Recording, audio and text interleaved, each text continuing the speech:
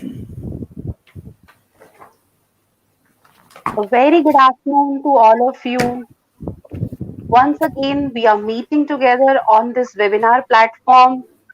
I welcome all the dignitaries members, today's speakers, and our session coordinator, our session chairman, and all the members who are viewing the webinar. A warm welcome to all of you. Our today's topic is Black Money Act in context of international taxation. I welcome our guest speaker, CA Advocate Asim Chawla ji. I welcome our session chairman, Shri DC Agarwal ji, ex-ITAT member. Our session moderator, CA Sunil Garg ji, on this webinar. I take the privilege to introduce our today's guest speaker, CA Advocate Asim Chawla ji. His name needs no introduction. He is a practiced leader at ASL Legal Solicitor and Advocate in New Delhi. He is a member of Bar Council of India and a fellow chartered accountant and a certificate holder of comparative tax policy and administration from Harvard Kennedy University. He has an extensive experience in advising on various tax matters, including international tax, inbound and outbound investment, structuring, and cross-border transactions. He is a visiting professor in the Institute of Chartered Accountant on economic offences and money laundering laws. He has various authorships to his credit. I welcome, sir,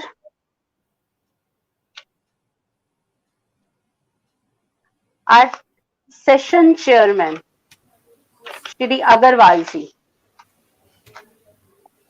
He is an advocate, has a vast experience in the field of taxation. He served in income tax department as an IRS officer for about more than 30 years. Thereafter, in 2005, he served.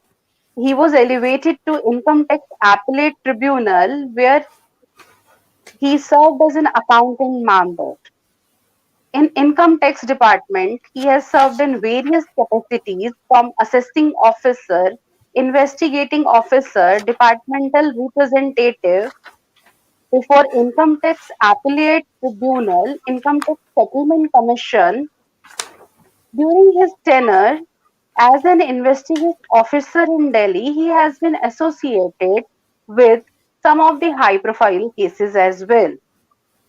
Apart from being an IRS, he holds master degree in science. He is a law graduate as well. He has authored many landmark judgments and those have been published in the leasing text journals. He has authored two books, Basic Concepts of International Taxation and Taxation of Cash Deposits and Deposits After Demonetization, which was published by Taxman. Currently, he is practicing as an advocate and consultant and also appearing before Income Tax Appellate Tribunal and Income Tax Settlement Commission. He has representative in several important matters involving issues related to domestic taxes, transfer pricing, and international taxation. So now I request sir to please give an overview of the today's topic. Thank you. Thank you, respected Shri Sunil Garg Saab, respected Shri Asim Chawla ji, and my dear listeners. And now today's topic is Black Money Act. Now that's a very important aspect in view of the Pandora papers which are coming into light. Now, so we had Mr. Asim Chawla will introduce you about the subject. He will introduce about various intricacies involved in the law, such as when it was introduced, when how it was proposed from 2016 to 2015, and who are implementing this law, CBGT, and what are the powers of the officers under the Act. Then he will also tell you about compliance window which was opened by the government in 2016, and what were the limitations of such compliance windows.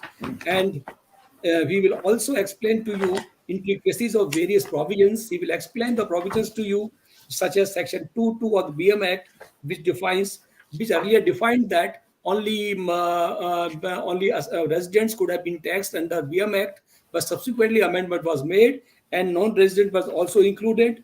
And thereafter, there was another controversy which will be explained, that is assessment, including reassessment.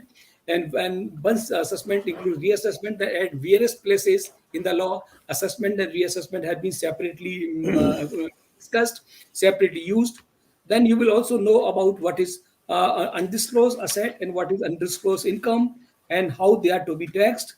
Then you will know about the levy of the taxes, levy of the penalties, such as levy of penalty on non-declaring the foreign assets in the return of income, and if return is not filed, then what will the levy of penalty?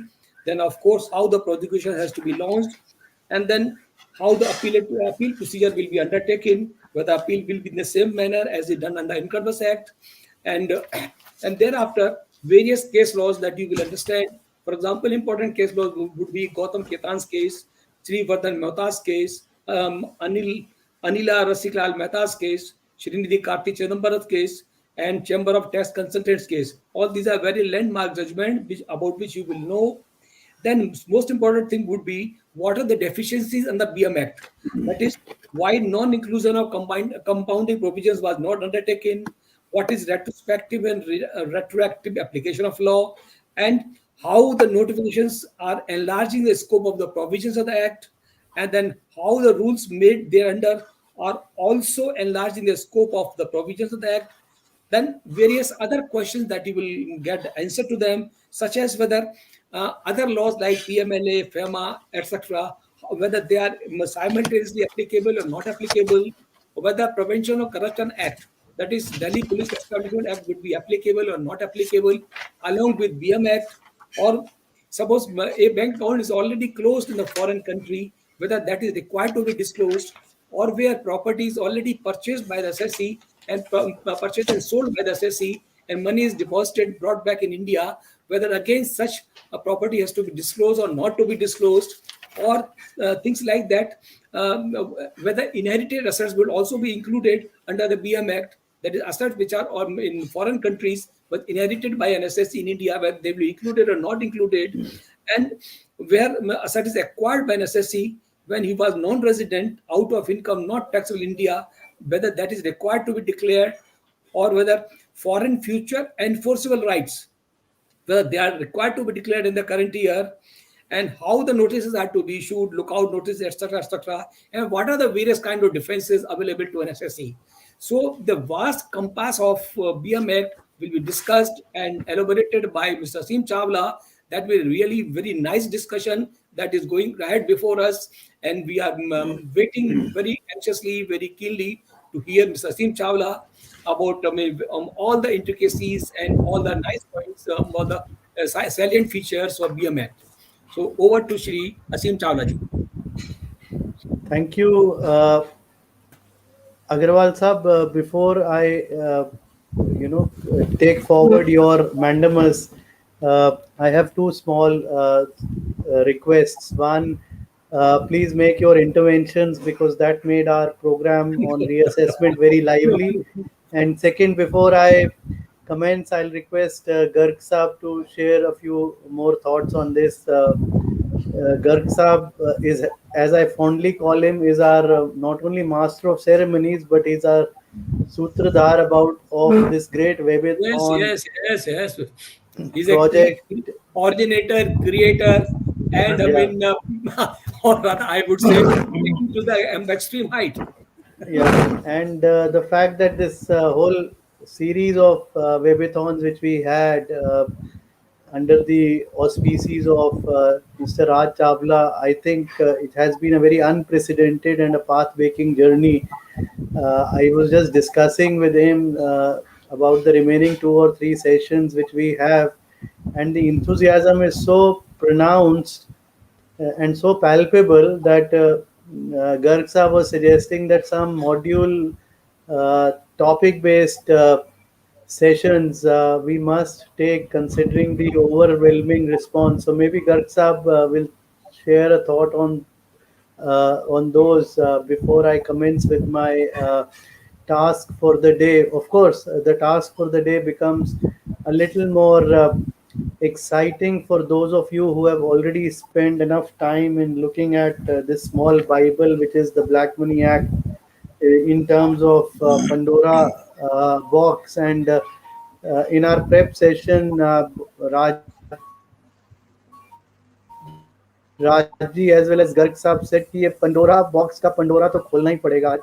So I've done some more research on it. I mean, very helpfully assisted by Sonia and Ashish on the Pandora box and the whole pursuit of the International Consortium of Investigative Journalists, and how this Pandora box has now its origin from down under Australia for a change. And down under is not only famous for cricket uh, and lifestyle, but I think the Pandora thing also sort of finds its roots in Australia, and midway between India and Australia is a small popular island known as Singapore.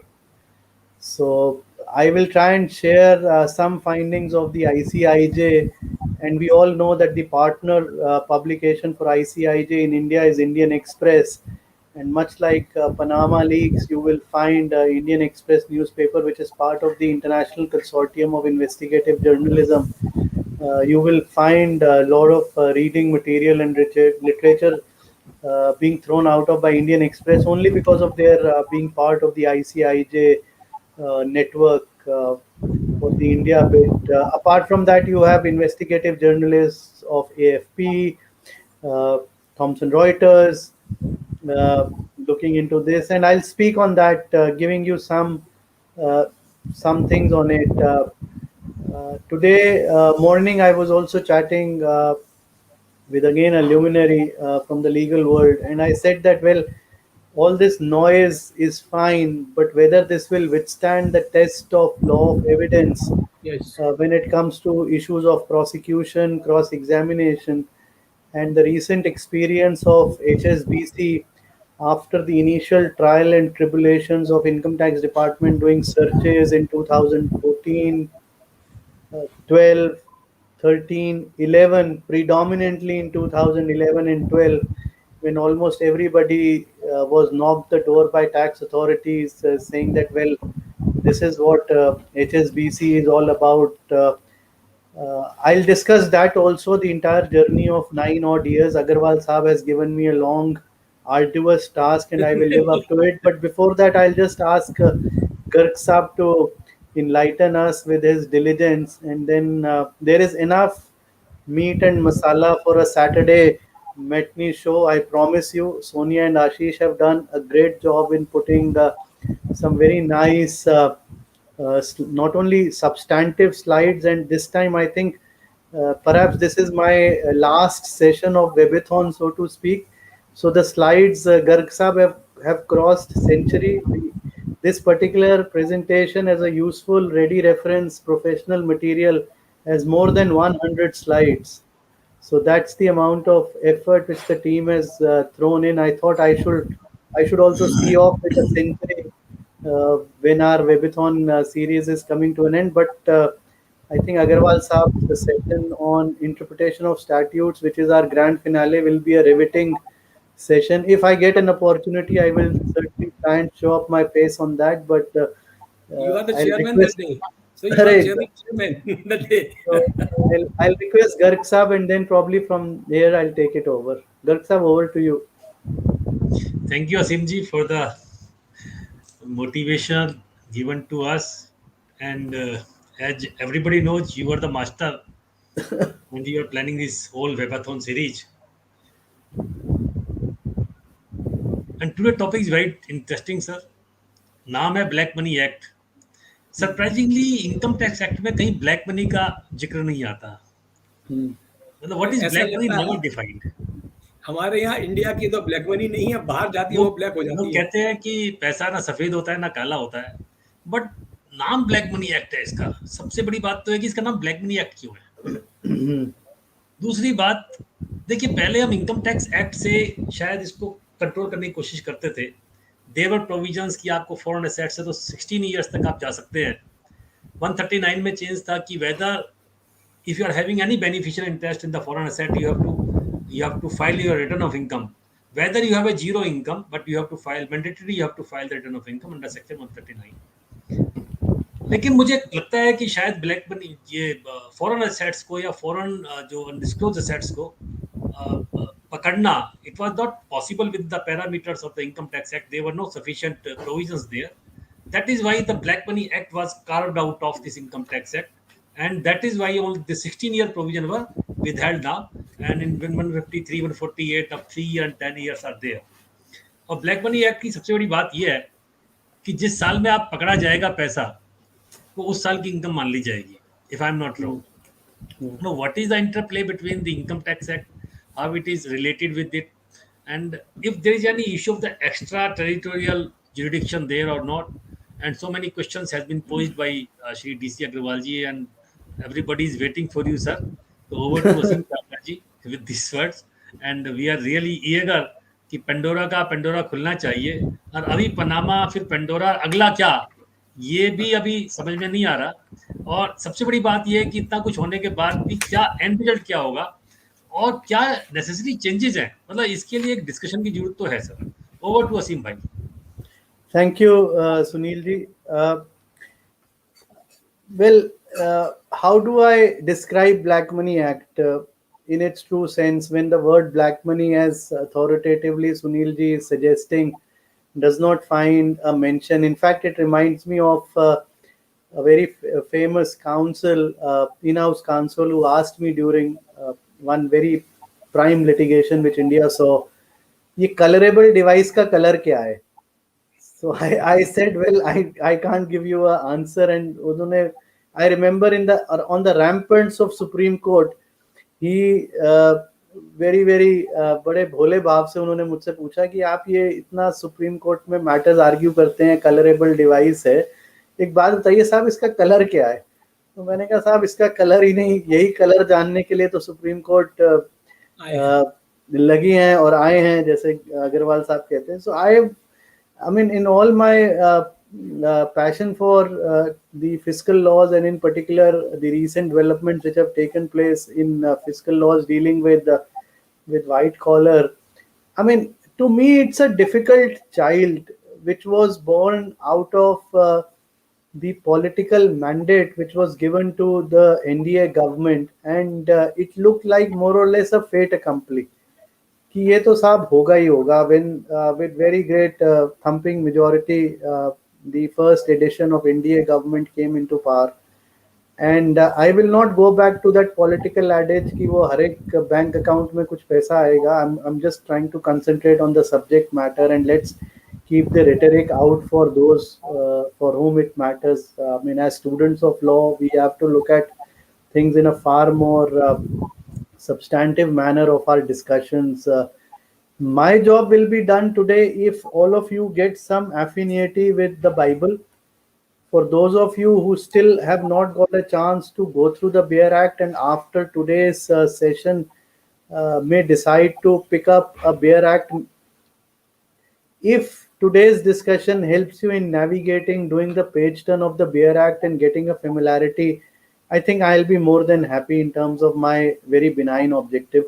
For those of you who are practicing by virtue of practicing on the practice with regard to the investigation side on Income Tax Act, maybe I'll help you in rebrushing few of your concepts. But what is this Black Money Act? To me, it looks like a wish which came true by virtue of the great political mandate which NDA government got, and as a result, with the amount of executive prowess to be able to pass legislations in the Lok Sabha which are money's bill. Remember, at that point in time, India government did not have a full majority or considerable majority in the upper house, but being a money bill, it's more than certain that anything done by Lok Sabha will get legislated. And that was the legislative part of it. Law बनाने की भूमिका को हम legislative action कहते हैं। सरकार अपने उत्तरदायित्वों का निर्वाह करती है, उसको हम एग्जीक्यूटिव कहते हैं, और जुडिशरी अपना काम करती है, उसको ये तीनों पिलर हैं साहब। तो पहला एग्जीक्यूटिव डिसीजन जो अपना उत्तरदायित्व निभाया सरकार संभालते हुए, वो था कि साहब ठीक है, अब एक टास्क फोर्स बना देते हैं जस्टिस शाह की निगरानी में, and let it look at the whole aspect of Black Money Act. And this special investigation team was formed pursuant to the PIL filed by the great law legend Ram Jethmalani, which is reported in 200 and Taxman's 171 Supreme Court.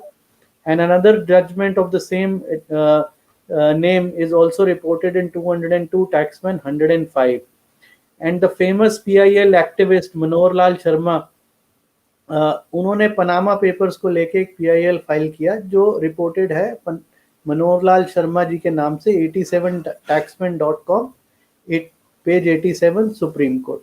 तो ये तो एक भूमिका बनी और political rhetoric था, judiciary का बहुत प्रेशर था सुप्रीम कोर्ट का, that the executive and the legislature must act, because time and again Supreme Court says that neither we can run the government nor we can frame laws.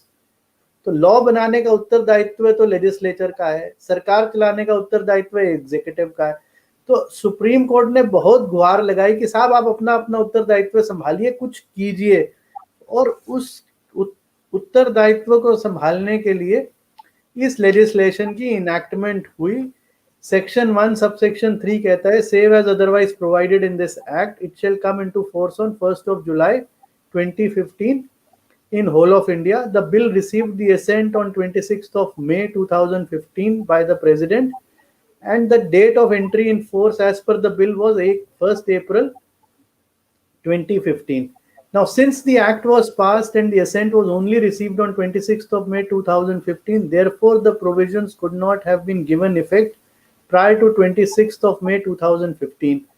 Therefore, in exercise of the powers conferred under Section 86 of the Black Money Act, an order was passed to substitute 1st July 2015 for 1st April 2016 on 1st of July 2015. क्यों? अगर ये ना करते तो जो disclosure scheme थी वो disclosure scheme आ ही नहीं सकती थी, क्योंकि अगर आपने एक्ट ही उस तरह से पास किया तो वो फिर डिस्क्लोजर स्कीम का पीरियड ही ना कवर होता।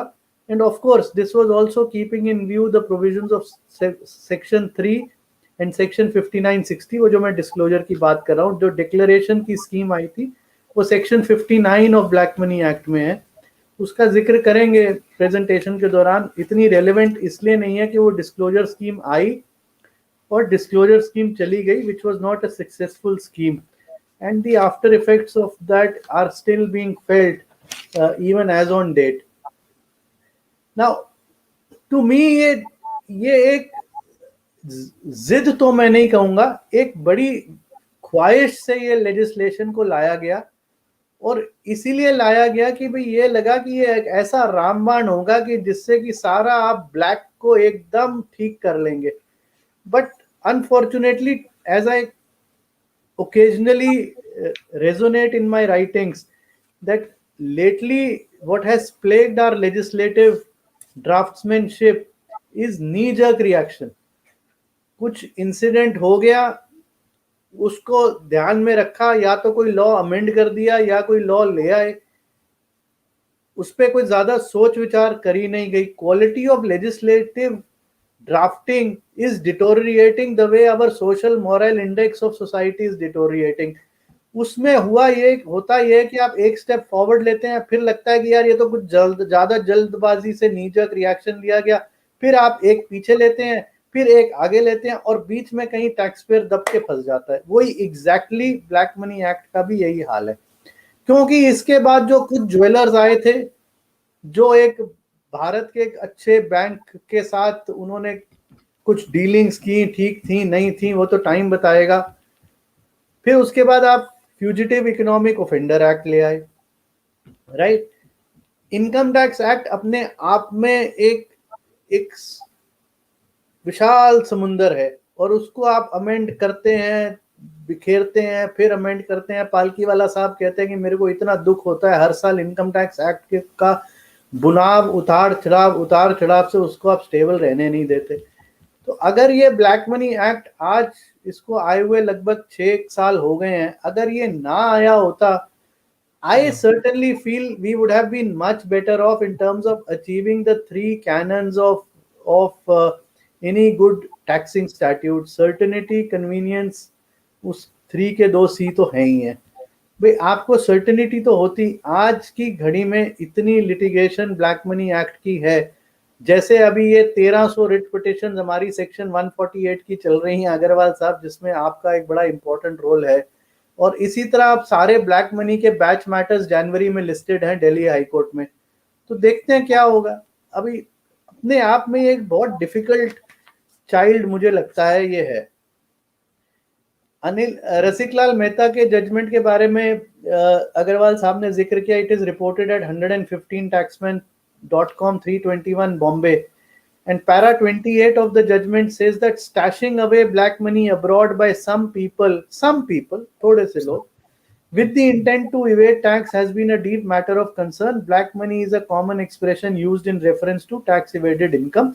ये बॉम्बे हाई कोर्ट ने ब्लैक मनी एक्ट को डिफाइन तो नहीं, डिस्क्राइब करने की चेष्टा करी। और अगर आप एक्ट का प्रियम्बल देखते हो तो प्रियम्बल कहता है an act to make provisions to deal with problem of black money that is undisclosed foreign income and asset. तो प्रियम्बल कहता है कि ब्लैक मनी की प्रॉब्लम जो अनडिस्क्लोज्ड फॉरेन इनकम और एसेट से उत्पन्न होती है। तो इसका मतलब एक ब्लैक मनी अपने आप में एक लार्जर सबसेट है, एक बड़ा कॉन्सेप्ट है।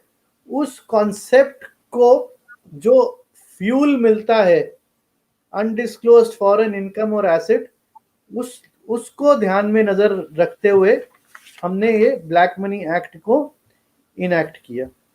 Very good. अब ये एक्ट तो इनैक्ट हो गया, तो ये अगर आप इसको ध्यान से देखें तो इफेक्टिव ये असेसमेंट ईयर 16-17 से होता है। अब इनकम टैक्स एक्ट जो है वो ब्लैक मनी एक्ट से बिल्कुल इंटरट्वाइंड है, बट उसका हिस्सा भी नहीं है, राइट। कुछ प्रोविजंस देखेंगे हम ब्लैक मनी एक्ट के जहां पर वो इनकम टैक्स एक्ट को ही देखता है, और in fact to a larger extent section 2 subsection 15 of black money act clearly provides that all the words and expression used herein but not defined and defined under income tax act shall have the same meaning respectively assigned to them under the act. तो मेरी अपनी एक वजूद है भी और मैं income tax act से जुड़ा भी हुआ हूँ। तो ये अपने आप में मुझे ऐसा लगा कि भाई इसको अगर आप इनकम टैक्स एक्ट का इन हाइंडसाइट में हिस्सा बना देते तो इसकी एफिशिएंट एडमिनिस्ट्रेशन भी होती और एफिशिएंट इम्प्लीमेंटेशन भी होती। और इनकम टैक्स एक्ट अपने आप में जो की कॉन्सेप्ट्स है इनकम टैक्स एक्ट के वो जुडिशियली एक्सपाउंड हो चुके हैं। लॉ तकरीबन सेटल्ड है on fundamental principles, barring the new concepts which are keep on getting added in income tax act for the sake of its simplification. To me, I just find this act of course it has lot of teeth in it, and therefore one reason of having lot of teeth in it is because it is a predicate offense for the purposes of money laundering act. Section 51 of the black money act is enlisted in part C of the prevention of money laundering act. So उस हिसाब से भी एक इसको लेके घबराहट है, apart from the fact that black money act has very prohibitive rates of taxation. Now a question does arise that what happened to that amnesty scheme जो 1 जुलाई 2015 से लेकर 30 सितंबर 2015 तक थी, जिसमें 30% टैक्स और 30% पेनल्टी देने की दरकार थी, जिसको आपको 31 दिसंबर 2015 तक देना था। Can you believe only 644 declarations were made across the country, and the amount involved was about 4,164 crores of rupees. That's it. So अपने आप में आप एक्ट लाए, लेजिस्लेटिव फंक्शन डिस्चार्ज किया, आपने फर्स्ट एग्जीक्यूटिव टास्क किया, जस्टिस शाह साहब की निगरानी में कमेटी बनाई, फिर आप एक स्कीम लेकर आए, राइट। वो स्कीम में सिर्फ 644 लोगों की डिक्लेरेशन हुई। Why 644 only? Two reasons. One, the 60% rate was inefficient. अब उसमें एक जस्टिफिकेशन ये था कि साहब हम इसको एमनेस्टी का स्वरूप नहीं दे सकते क्योंकि कहीं हमने एक हलफनामा दिया हुआ है सुप्रीम कोर्ट में that we will never come with amnesty scheme. अब ये आपके सामने अगस्त के पहले हफ्ते में आपने वोडाफोन भी तो रोल बैक कर लिया।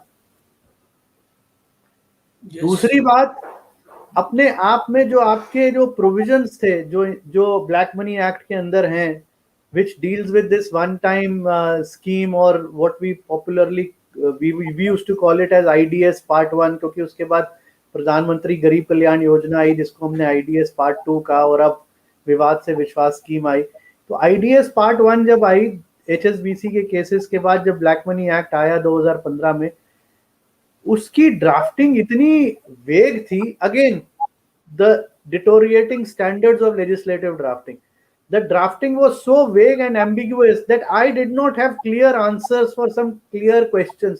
I remember a very big business family of the country through their in-house chartered accountant came up with a brief which had pointed questions, and even despite whatever little wisdom I had at my command with my team, the Q&A type of answers which we gave to those questions in the form of brief led to a conclusion which only I could do, that well, in such situation I may not even suggest that you should avail this compliance window regardless of an inefficient 60% rate. I am on record saying in one of the conferences organized by our mother institute, Institute of Chartered Accountants of India, that when you compare it with the amnesty schemes introduced in Latin America, Indonesia, etc., we were no patch. साहब उनकी GDP 2% ऊपर हो गई, इतना पैसा उन्होंने इकट्ठा किया स्कीम में, इटली में, लैटिन अमेरिका में, इंडोनेशिया में, और हम वो अपनी ड्राफ्टिंग के बीच में कहीं ऐसे उलझ गए। तो अपने आप में this whole scheme is a very ambiguous, difficult, yet one of those signature highlights of the government, that yes, we were the first one to crack down and bring a legislation to clamp down black money. Now, आपने वो black money की black की बात करी, तो बड़ी ये भी एक अपनी विचित्र विडंबना है। 2012 में the then finance minister of our country, who became the president, introduced a paper in parliament known as white paper on black money. Yeah. प्रणोदा white paper on black money लेकर आए।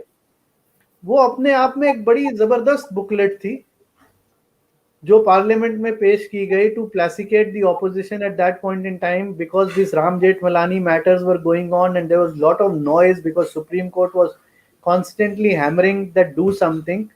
Now that white paper on black money only described why there is black money, but उसका समाधान का कोई answer नहीं उस paper में था। उस पेपर ने एक बहुत अच्छा डिस्क्रिप्शन दिया कि साहब ये स्टॉक मार्केट है, रियल एस्टेट सेक्टर है, ज्वेलरी सेक्टर है, और इस वजह से black money is prevalent, right. What तो उन्होंने बता दिया, व्हाट, बट उसका वाई कि ये क्यों है और उसका समाधान क्या है वो नहीं था उस पेपर में। And that is again a great tribute to the fine statesman our ex-president and ex-finance minister was, that who had a great way of charming everybody in his own very sophisticated manner. That paper was presented, parliament में वो present किया गया, opposition को शांत किया गया, opposition जब power में आई तो वो इस एक्ट को लेकर आई। अब before we jump on to the slides, very difficult question which arises is what happens to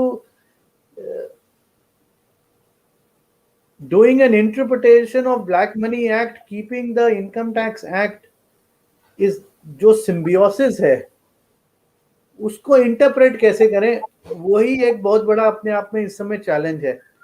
Whether you have to keep the Income Tax Act in sight while interpreting it, and what happens to situations where you have paid taxes under the provisions of the Income Tax Act after the introduction of Black Money Act. I mean, I'm just trying to start and straight away nail the most contentious issue, which is the question which begs an answer.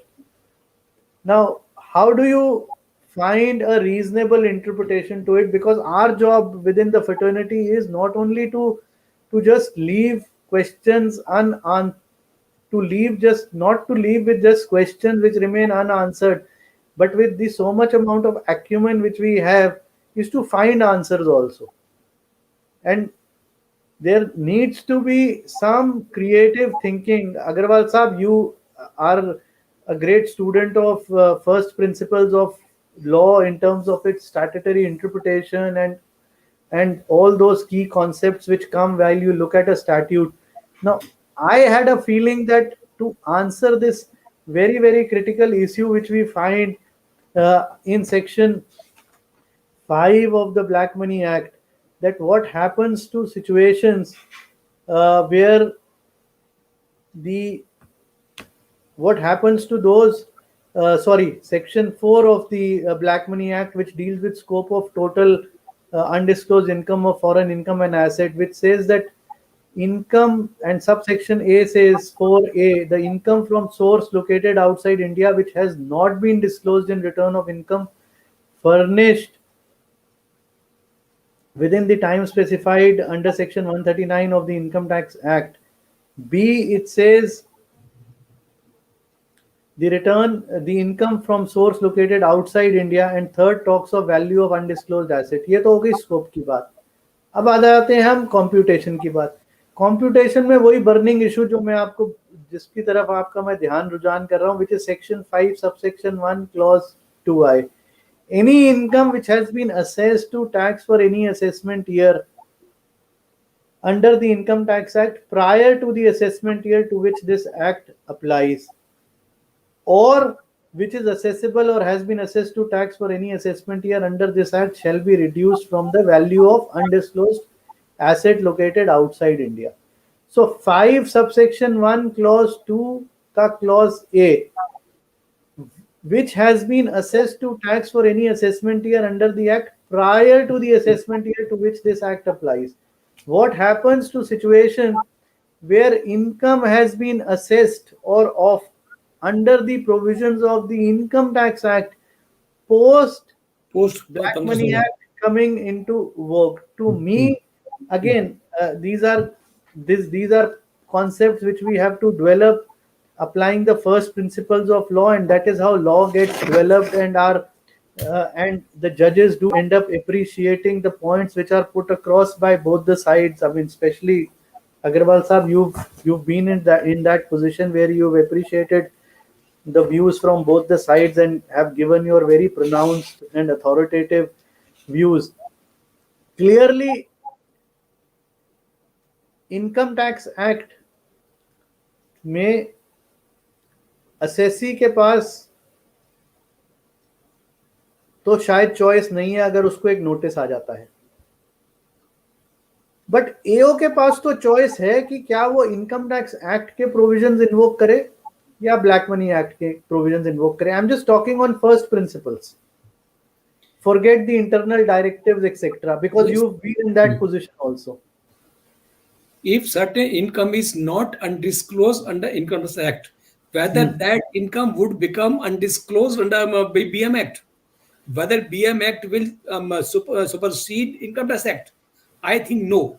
If certain income is already declared under Income Tax Act, then because BM Act is in vogue, it is very difficult to hold that such income would be unaccounted, undisclosed under BM Act. Disclosure is disclosure to the government of India in the return filed. Once it is a disclosure for all the purposes because there is no separate and independent disclosure under BM Act other than or overpowering Income Tax Act. Agreed.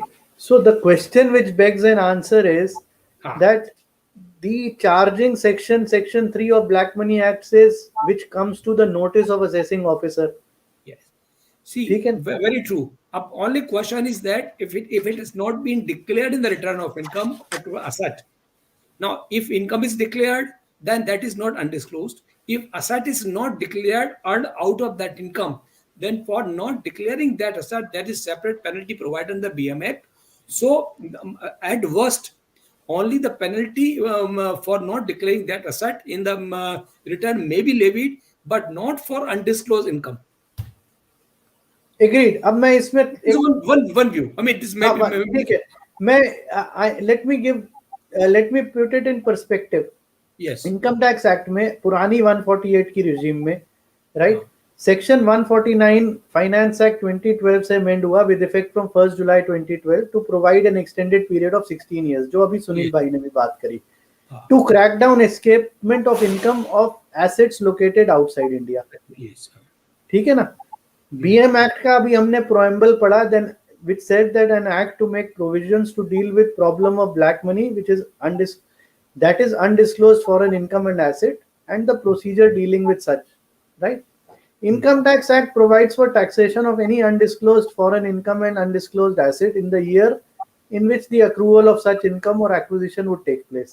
Yes. Whereas Black Money Act provides for taxation of undisclosed income asset located outside India in the previous year in which such asset comes to the knowledge of the assessing officer. ठीक है? Next, Income Tax Act provides for taxing the value of foreign asset in the year of acquisition. जब आपने खरीदी होगी, ये तब income tax तब आएगा. ठीक है ना. ब्लैक मनी एक्ट कहता है कि जब ये उसकी नॉलेज में आता है, नोटिस गया, जब उसकी नॉलेज में आया, सेक्शन 3 जो आपका चार्जिंग सेक्शन है ब्लैक मनी एक्ट का, वो कहता है that when it comes to the notice of the assessing officer, which means the actual time of acquisition of asset or accrual income is irrelevant. आपने 1960 में खरीदा हो, ये कंट्राडिक्शन 1980 में, हाँ 1980 में खरीदा हो, मुझे कोई लेना देना नहीं है.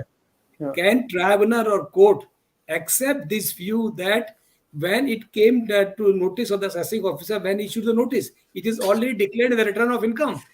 Right. Once it is declared the return of income, it is deemed that it is in the knowledge of the BO. So अगर how it can be two different knowledges?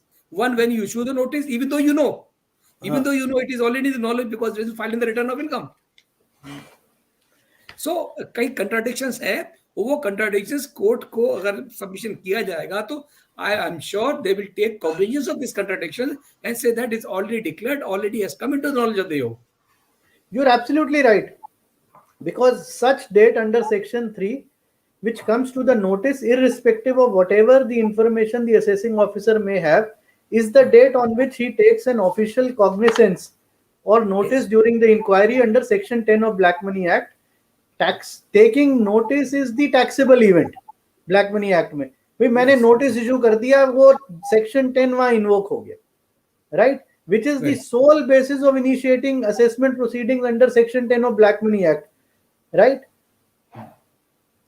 Now, therefore, if the AO had the notice of the asset, मान लीजिए मैंने ITR में कुछ disclose किया, आधा किया, अधूरा किया, या उसके पास कोई डेफिनेशन ऑफ रिकॉर्ड अपने आप में इतनी वाइड है, 33 ITR, 99 ITR, there are so many decisions which define the term record, right? अब आपने एक कोई कागज निकाल के दिखा दिया कि साहब ये तो इसका संज्ञान तो आपको था, राइट? अब आप कहेंगे कि साहब ये सेक्शन 10 कैसे आपने इशू कर दिया भाई, because you are the same assessing officer. नहीं, वो 10 इशू कर देगा. सवाल ये होता है कि मियरली बिकॉज 10 इशू कर देने से ही क्या वो अनडिस्क्लोज्ड हो जाएगा? हाँ, संज्ञान में भी आ गया तो भी क्या अनडिस्क्लोज हो जाएगा? Undisclosed is one which has not been declared in the return of income or declared to the department. आपके संज्ञान में आ गया, वो अपनी चीज है, but again it is very difficult to hold that it is undeclared, undisclosed if it is already covered in the return of income. So therefore the AO according to me still has a choice. Yes, वो ठीक है, वो ठीक है। ठीक है ना, but assessee को अगर नोटिस आपने वन फॉर रीअसेसमेंट प्रोसीडिंग्स में दिया या हाँ। ब्लैक मनी एक्ट में दिया, उस बेचारे को तो उसकी पैरवी करनी पड़ेगी ना, उसके पास थोड़ी चॉइस है कि साहब आप ये क्या कर रहे हो। नहीं नहीं, वो ठीक है, वो बहुत सारी चीजें होती हैं। अब हाँ रीजन रिकॉर्ड होते हैं, रीजन रिकॉर्ड करने के बाद एक्सप्लेन करते हैं कि सब नहीं है, सब हमारा डिक्लेयर, सारी चीजें डिक्लेयर्ड हैं, सब आप बता रखा है, नहीं मानते हो आपको रिजेक्ट कर देगा और इसका प्रोसीडिंग स्टार्ट हो जाएगी, आप छुड़ा दे रही अपील में। तो ये जो डबल टैक्सेशन Double को taxation. अवॉइड करने के लिए आपने Double सेक्शन taxation. 5 को ड्राफ्ट किया, इसको Yes. इतना एम्बिगुअसली आपने ड्राफ्ट कर दिया। Without taking into account the parameters of the same thing covered under Income Tax Act. सो अब मैं दो प्रोपोजिशंस आपके लिए अग्रवाल जी। साहब इसमें देता हूं। एक जी। तो है स्कीमेटिक और teleological method of interpretation. Which one? Schematic and teleological method of Schematic. interpretation. Schematic. Schematic method of interpretation, in Ah. which says that the judges do not go by the literal meaning of the words Yes. or by the grammatical structure of the sentence. They go by the design and the purpose what lies behind it. Yes. When they Yes. come upon a situation which to their mind is within the spirit but not the letter of legislation, they solve the problem by looking at the design and the purpose of the legislature at the effect which was sought to be achieved. To me, the effect was to mitigate double taxation. बिल्कुल ठीक है। और उसको आप इंटेलिजिबली differentiate नहीं कर सकते कि आपने ब्लैक मनी एक्ट के आने के बाद अगर आपने इनकम आपने ऑर्डिनरी कोर्स में इनकम टैक्स एक्ट में डिक्लेयर कर दी है तो हम आपको ब्लैक मनी एक्ट भी इन्वोक कर सकते हैं। Then principles of double taxation will come into play, whether the same Yeah. amount can be taxed, because ultimately same amount can be taxed under Income Tax Act as well as BM Act। वो बड़ा question, तो court मानेगी नहीं, कोई court नहीं मानेगी। Right. So this was the little thought with regard to the section 5, the burning issue. And as I said, I never wanted to beat around the bush. I thought we should just straight away hit on some and nail some propositions. उसका एक और कारण भी है। I've had the opportunity of dealing with this subject on this platform almost a year ago. So I thought it would be apt if we can look at what has happened in the interim. Mohta के judgement के बारे में आपने बात की अग्रवाल साहब। I am grateful to you for drawing my attention. Now Mohta's judgment is cited, Shiv Vardhan Mohta is cited at 102 taxman.com 273 Yes. Calcutta, where Honorable Calcutta High Court had upheld the initiation of prosecution proceedings under the Black Money Act for non-disclosure of foreign bank account for the assessee in his return of income. उसमें मेरे हिसाब से जो दलील थी ना tax payer की वो बहुत वीक थी।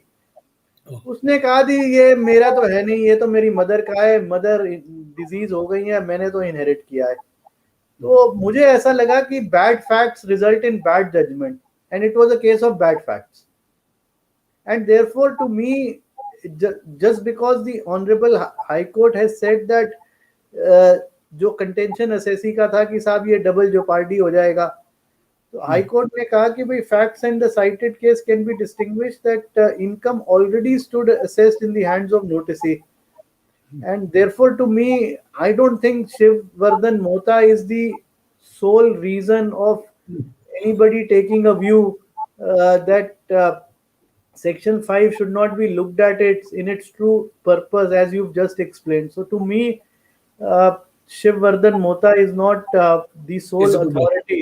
Yeah, is not a good authority at least on this. अब आते हैं सेक्शन 10 की बात करें। सेक्शन 10 कहता है on receipt of any information from any income tax authority under the scheme of the act or any other authority, the AO can proceed and issue a notice under the act. Now इसमें I would still like to rely on the old classical decisions rendered under Income Tax Act. I will first of all rely on Uma Charan Shaw, 37 ITR 271, which said that the entire circumstances of the case, where the Supreme Court said that we are satisfied that there was no material on which the AO could have come to a conclusion that firm was not genuine. Then of course the settled the again 26 ITR 775 the Keshweshwari cotton mills will be, because वो अब जब आप satisfaction की बात करते हैं तो satisfaction तो अग्रवाल साहब you've also very elaborately highlighted in your seminal commentary on reassessment. To me, satisfaction means a mind which has reached a clear conclusion. Yes. This is what All England reports Justice Smith had said in 1966, Volume 1, All England Report, page 541. Satisfied means makes up its mind. And this is what you will find the reflections of satisfaction in Lakmani Meval Das also, 103 ITR, 437. And of course, then you had the Kelvinator also, Supreme Court, Yes. which is 320 ITR 561. Right? अब वो 2 subsection 15 की मैं बात कर रहा था, income tax act और ये ब्लैक मनी एक्ट अपने आप में एक symbiotic है, whether they are twins or whether they are two sides of the same coin or they are one package. Section 83 of Black Money Act says that notwithstanding anything contained in Income Tax Act, all information contained in any statement or return or made furnished under the provisions of that act will be used for the purpose of this act. तो आप ये कैसे कह सकते हैं? Contradiction आ गया, एक contradiction हाँ। आ गया। हाँ, अगर तो मैं आप- इनकम टैक्स एक्ट में इंफॉर्मेशन है मेरी या ये डिक्लेयर कर दिया गया है, तो हम कैसे ना माने कि आपके नोटिस में नहीं आया। नोटिस हाँ। में अगर आ गया है तो सेक्शन 10 का नोटिस आपका इनवैलिड होता है। हाँ, आपको ये बताना पड़ेगा it has not been declared in the return of income at all. तो जब मैंने नोटिस दिया है तब मेरी नोटिस में आया है, तो तब इसका क्रिएशन या इसका राइजिंग में माना जाएगा। But once it is already there, the section 83 can be invoked both in favour of the assessee also as well as Yes. Revenue. Yes, and therefore, when Section 10, subsection 1 of Black Money Act was put to test in आपने Kalanidhi Kartik, sorry, not Kalanidhi Maran, you know, Kalanidhi Maran is that वो ये श्रीनिधि कार्तिक चिदम्बरम। हाँ, श्रीनिधि कार्तिक चिदम्बरम, ये Chidambaram junior साहब हैं sir. हाँ, Kalanidhi Maran was more on that decision of principal officer in the case of TDS prosecution.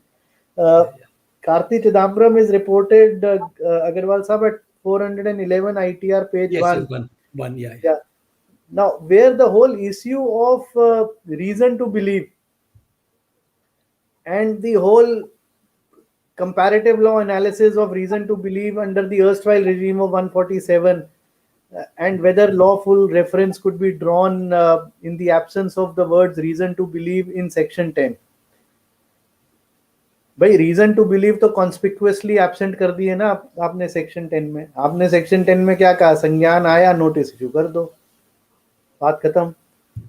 तो अब क्या रीजन टू बिलीव जो कॉन्स्पिक्युअसली एब्सेंट है, which are not referred to in the statute under Black Money Act, how do you bring them? I mean, how do you avoid arbitrariness in terms of issuance of notice? भाई reason to believe तो अपने आप में एक बहुत बड़ा checks and balance तो है ही है ना। Sure. ठीक है ना। तो कार्ति चिदम्बरम में मद्रास हाईकोर्ट ने कहा कि इन that the absence of arbitrary power is the first essential of rule of law upon which the whole constitution system is maintained. In a system governed by rule of law, discretion when conferred with executive must be confined within clearly defined limits. And therefore, the rule of law from this point of view means that the decision should be made by application of known principles and rules, and in general such decision should be predictable and the citizen should know where he is. If such a decision is taken without any principle or without any rule which is unpredictable, such decision is the antithesis of a decision taken in accordance with rule of law. So this is what, according to me, how the way the whole aspect of arbitrariness was highlighted before was canvassed before the Madras High Court, and that is how Madras High Court did try to bring in those checks and balances. if anybody who's a good student or loves to read administrative law, then he should also look at the D. Smith seminal commentary on administrative law. And I would, in this regard, love to invite your attention to Volume 7 Supreme Court Cases 1998, the decision of Andhra Pradesh State Road Transport Corporation versus State Transport Appellate Tribunal, Volume 7 Supreme Court Cases, year 1998, page 353, where they have authoritatively quoted the D. Smith's commentary with regard to the discretionary exercise of power. So, in a way, I agree with Agarwal Saab that the manner what led to issuance of Section 10 notice, if Section 10 notice is made sub judice before in a writ court, then certainly the writ court will ask you that you have exercised your discretion, but Yes. tell me the basis of exercising your power, because an authority which has a discretion to when it exercises a power, the manner in which it exercises, and those discretionary powers are coupled with some duties also. So therefore, what led to issuance of Section 10 notice is something important, which will require some consideration. Now, schematics interpretation की हमने बात कर ली. Section 2 subsection 11 defines undisclosed asset located outside India. Yes. Section 2 subsection 12 defines undisclosed foreign income also, Asset in India. right? Section 3 of the Black Money Act defines charge of tax. Section Yes. 4 defines scope of total income, which we just discussed. And Section 5 of Black Money Act, which we just discussed, deals with the whole issue of whether it will be again subject to tax. Section 5 subsection 1 clause 2I. Now, whether to tax income twice, is it fair? I mean, does it need to happen? Someone can argue to the contrary, saying that why are you saying that same income is getting taxed twice? These are tax imposed under two different enactment, and therefore, if I were to Agarwal Saab, draw your attention to Mahavir Kumar Jain, 205 142 taxman 130, it says where a tax is imposed by two different legislature under different enactment, question of double taxation in strict senso does not arise. But my per contra argument would be कि Yes. that this is one enactment. Yes, the subject of levy is the same. Yes. The income. Yeah. So income is as per Constitution of India. Now Yeah. it cannot be different. I mean, if income is defined in Constitution of India, इसको बना दिया उन्होंने, तो कोई दूसरा enactment A हो, B हो, C हो. The wealth is different, income is different. Now turnover is different. So if it is tax on turnover, is a different enactment. If the tax on wealth, it is a different enactment. But if it is on income, the income has genesis only in the same constitution, and therefore it cannot be different. So it is a case of double taxation. If same person, same income, Yeah. and same year, then it is double taxation. If a different person and somebody owns it and department owns that it is mine, then it is not a double taxation. Again, going back to the Karti Chidambaram case, it also says at para 11 that the assessing officer should arrive at a subjective satisfaction on the source of investment. Formation of opinion as to the source of investment is an important element. If the AO has not formed an opinion that the explanation offered is unsatisfactory, then the very foundation to proceed further is lost. अब एक इसमें FEMA का नुक्ता मेरे को explain करना इसलिए जरूरी है कि जिन लोगों ने वो स्कीम ऑप्ट की थी IDS 1 2015 में, और वो फिर जो 644 डिक्लेरेशंस हुई भारतवर्ष में पूरे भारतवर्ष में। उसके बाद ये उसमें फेमा का एंगल एक्सप्लेन करना इसलिए जरूरी है एनेक्डोटली, क्योंकि फेमा में वो एसेट्स पे रेगुलराइज हो गए, क्योंकि आपने टैक्स दे दिया, अब वो एसेट आपके बाहर पड़े हैं। तो एक प्रेस रिलीज इशू की गई थी 24 सितंबर 2015 को, और उसके बाद फॉरेन एक्सचेंज मैनेजमेंट में regulation of asset held abroad by a person resident in India regulation आया 25 सितंबर 2015 को, where the regulation clearly said that if a declarant, जिसने ये IDS 1 में डिक्लेयर किया, intends to hold the assets so declare, he shall apply to RBI within 180 days from the date of the declaration for permission if any such permission was required. क्योंकि आपने अब tax दे दिया, आपका वो asset एक तरह से लेजिटिमेट हो गया या अबव बोर्ड हो गया। अब आप उसको अगर रखना चाहते हैं, पहले भी रखे हुए थे किसी तरह से, अगर आप अब उसको ऑस्टेंटेशियसली रखना चाहते हैं तो आप आरबीआई को बता दें, और अगर ज़रूरत होगी तो वो आपको जो परमिशन वगैरह चाहिए, ठीक है, क्योंकि पहले भी आपने रखा हुआ था बट अथॉरिटीज को बेनिगाह करके रखा हुआ था। सवाल ये है, परमिशन ना दे तो अगर मैं डिक्लेयर भी कर दिया है और लेजिटिमेट कर दिया है और आरबीआई परमिशन मांगा है, दैट इज ऑटोमेटिक और they can withhold the permission.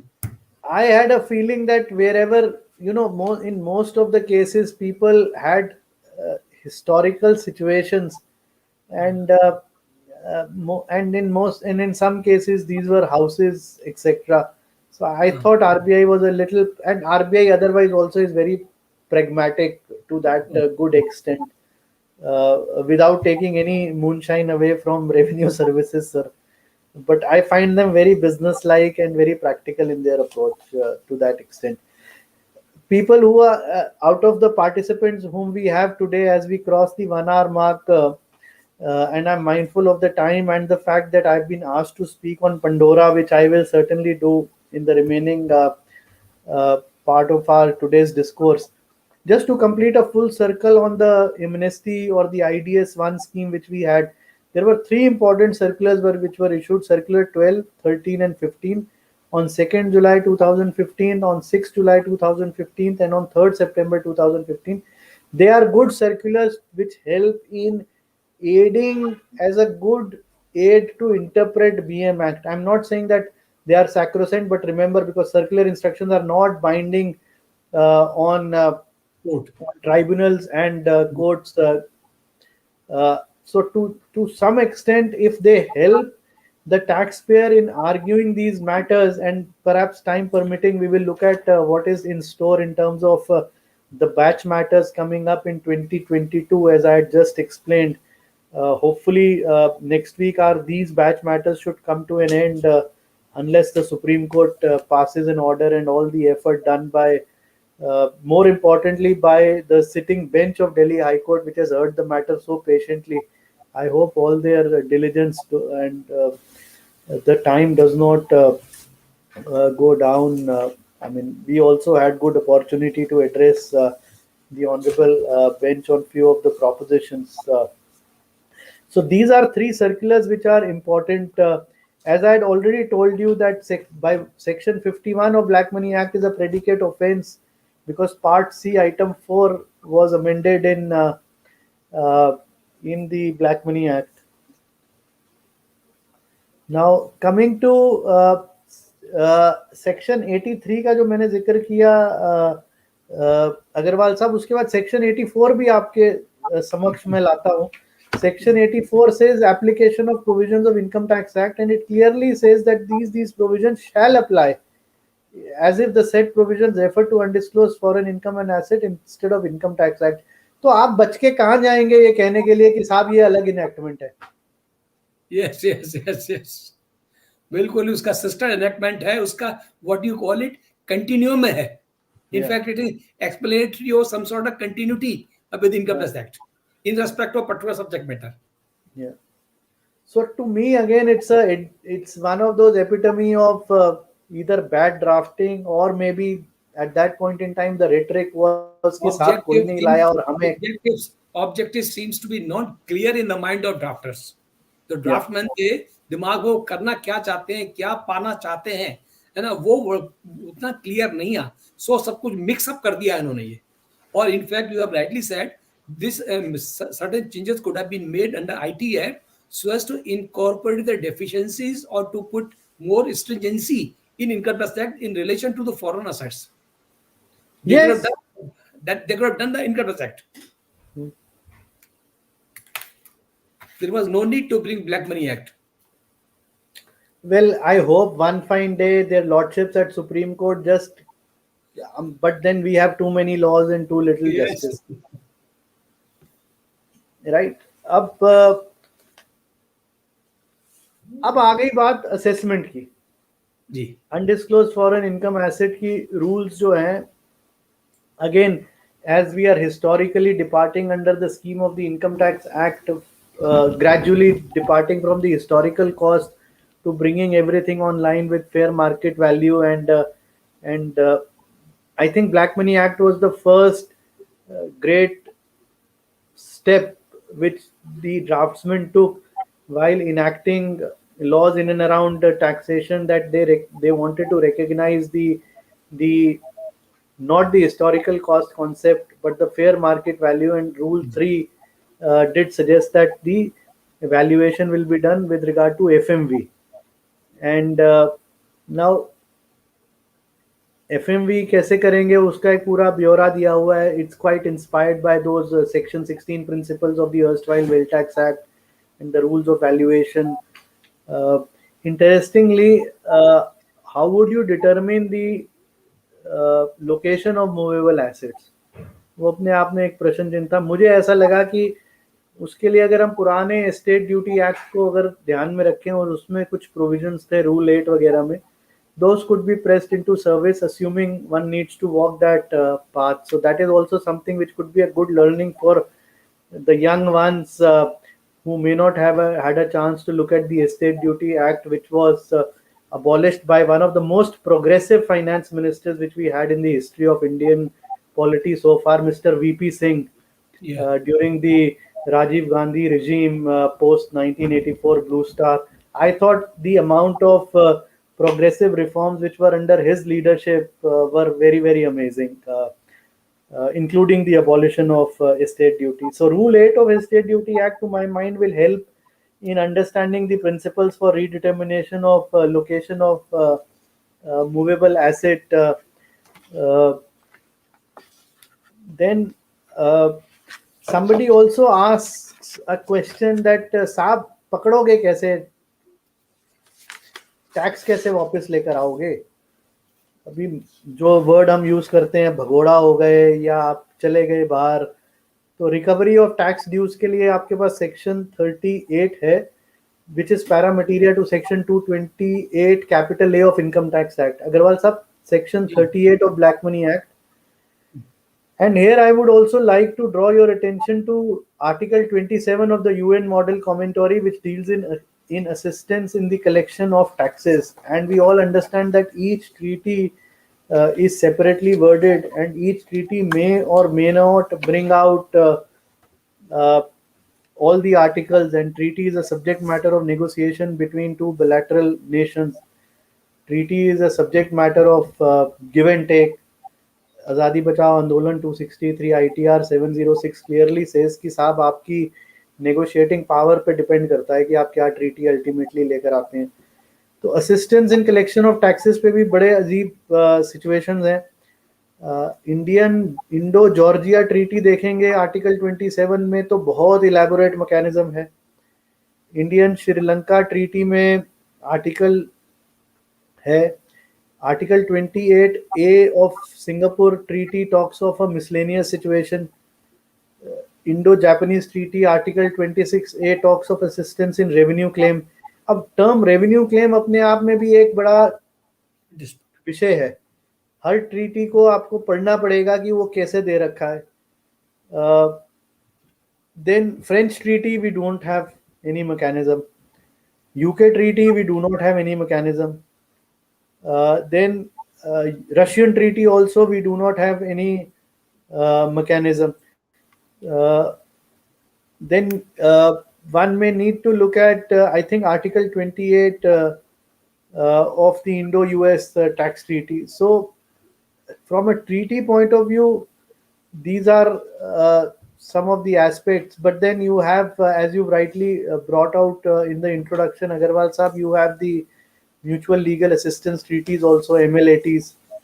uh, Ram Jethmalani kept on vehemently saying कि साहब ये टैक्स ट्रीटी में कुछ नहीं आप लेकर आ पाओगे, invoke MLATs and that is how you will be able to really able to subserve the real purpose if you really want to get hold of and go to the root of the problem, and tax treaties may not subserve the purpose. So Agarwal साहब, should we move on to Pandora because वो फिर रह जाएगा. एक सवाल उनको सबको बताएं, ये सब एक कहीं कोई प्रोविजन ये क्या है जिसमें कहा गया है कि साहब अगर टैक्स आपने फॉरेन असेट पर नहीं दिया तो equivalent amount of asset in India can be confiscated और सब्जेक्टेड टू टैक्स. ये क्या है इसके अंदर, कुछ है ऐसा? ये अग्रवाल साहब, एक तो ये फेमा में तो क्लियरली आ गया. फेमा तो है क्लियर, ठीक है, right. Section 37 if my memory serves me right, that clearly brings out this fact, and in fact power to arrest was also introduced in 2015-16, which was never there in FEMA. So Yes. that clearly has an exposure with regard to non payment of taxes. Then you have chapter 5, which deals with offenses and prosecution under the Black Money Act. And then with regard to your question of recovery, हाँ Yes. जी, recovery में अगर हम देखते हैं provisions, तो recovery provisions हमारे पास section 32 है जो मोड्स ऑफ रिकवरी है, 30 है और 31 है. These are the provisions with regard to recovery. Yeah. ठीक. Right. Now, I think Shruti, can you just take us straight away to slide 65? I'll try and see if I can take few judicial pronouncements on Agarwal साहब, case laws पहले ले लें या Pandora ले लें, जैसे आप कहेंगे. आप पंडोरा ले लीजिए, केस लॉ स्लाइड में ऑलरेडी है, that is available to them. So लोगों को इंटरेस्ट पंडोरा में पेपर में ज्यादा होगा कि हो सकता है सम पीपल में बी नोन और सम पीपल में be client of our listeners और आवर ऑडियंस. ठीक है, तो स्लाइड 97 के आसपास श्रुति आ जाते हैं. Let's come to slide 97. Then we can discuss Pandora and maybe take few questions also. Okay. 97, Shruti. Can you put on slide 97? As I said, Agarwal साहब, आज हमने सेंचुरी क्रॉस कर दिया अपनी स्लाइड्स में. The presentation is a detailed one which has over 100 slides. Shruti, slide 97. Yeah. मैं अलग audience सुन रहे होंगे, प्राइवेट पर्सनली मैं ये कहना चाहूंगा कि जो काम सुनील गर्ग जी ने किया है, ये पूरा वेबिनार सब ऑर्गेनाइज करके जितनी इनके पास पीपीटी आई है उनका सबका कंपेंडियम बना करके कम से कम जो स्पीकर्स है उनको तो आप दे सकते हैं. नहीं, it's a brilliant idea. I think if Garg Saab and Mr. And the other organizers under the inspiration of Rajji, if they are listening, I think that could be such a great volume of treasure, you know. Yes. अभी तो बिखरा हुआ है. In fact अभी क्या हो रहा है, अभी सब बिखरा है. सब लोग आए, हर एक ने अपनी पीपीटी तैयार किया है या पीडीएफ तैयार किया है, कुछ किया है. अगर सबको मिला करके कम से कम let it be at cost, no issue है ना, वो let it be at cost वो बन जाए तो जिसको चाहे उतना उसको प्रोवाइड किया जा सकता है.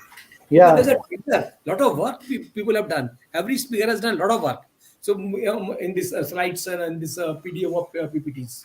Yeah, it's a brilliant idea, Agarwal साहब. एक अच्छी किताब बन जाएगी साहब, अपने आप में बहुत वैल्यूएबल किताब बनेगी सब ये. Yeah. Editor Sunil Garg ji, editor Sunil Garg. Well done. So the recent revelations of Pandora Papers. Okay. Now 2.94 terabyte of data from 14 service providers in terms of leaks of at least 38 jurisdiction. Okay. तो इसमें 38 jurisdictions हैं जो international consortium of investigative journalist हैं, उन्होंने उनके पास ये leaks आई हैं, right. Now to मी इसका जो जेनेसिस है ना, हाँ वो एक ट्रस्ट सर्विस प्रोवाइडर कंपनी है, एशिया सिटी। ओके हाँ, ये नाम अब कई समय तक आपको चर्चित में रहेगा, एशिया सिटी। जैसे अगर आपको याद हो, पनामा की जो लीक्स, पैराडाइज पेपर की लीक्स थी, वो एक लॉ फर्म एप्पल बी से कनेक्ट हुई थी, और पनामा पेपर्स की जो लीक्स थी वो एक पनामा में बेस्ड लॉ फर्म से थी। तो इसकी जो पंडोरा पेपर्स की जो लीक है, इसका जो फलक्रम, या जो आप इसको जो मेजर कह सकते हैं कि इसका जो मेजर ओरिजिन है, उससे पहले आपको याद हो पोर्टकुलिस की लीक्स थी, जो एक ट्रस्ट सर्विस प्रोवाइडर थी 2012 के आसपास, 2012-14 में। और 2012 में फेमस एचएसबीसी की लीक हुई। एचएसबीसी की लीक्स हुई थी, उनके एक्स एम्प्लॉय जो था, एक स्विस फ्रेंच था, हरवी फाल्चीनी, उसके माध्यम से लीक हुई। उसको फिर पेट्रोनेट फ्रांस में मिली, इंडिया के साथ भी वो नेगोशिएट करता रहा कि साहब मैं आपको भी डेटा दे सकता हूँ वगैरह वगैरह। जो बैक चैनल हुआ वो तो खैर we will not ever come to know what happened in the back channel. ये पंडोरा लीक्स का जो मेन ओरिजिन है, वो साहब एक ट्रस्ट कंपनी है जिसको एशिया सिटी ट्रस्ट के नाम से कहा जाता है। एंड इसका brain child of Asia city is an Australian chartered accountant by the name of Graham Biggs. He is about 75 years old and he is now staying in Victoria, Australia. And they were the professional wealth managers for almost who's who, and especially जिसको आप बोलते हैं PEP, politically exposed persons.